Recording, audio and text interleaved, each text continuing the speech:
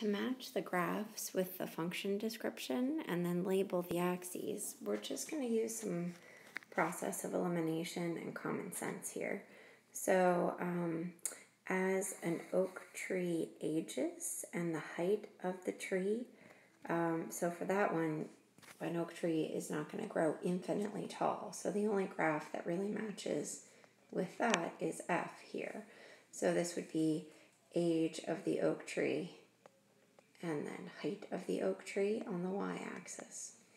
And then for the second one, the edge of the length of a cube and the volume. So to find the volume, you do the edge cubed equals the volume.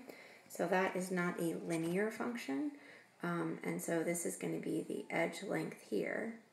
And then this one would be the volume. The distance traveled and the amount of fuel left in the tank. So as you drive, you have less fuel. The only graph that matches that one is 3 goes here.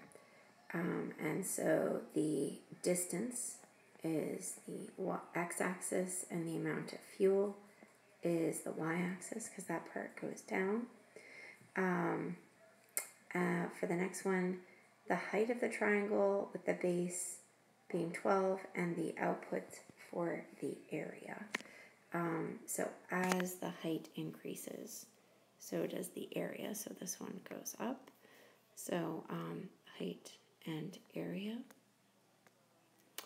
And then for the fifth one, the time of day and the temperature. So that's going to match with B because you get to your maximum temperature and then the day cools off. So time of day and temperature. And then for using process of elimination, the last one goes here. And the time of day, because you can't start at 0, and the number of cars washed.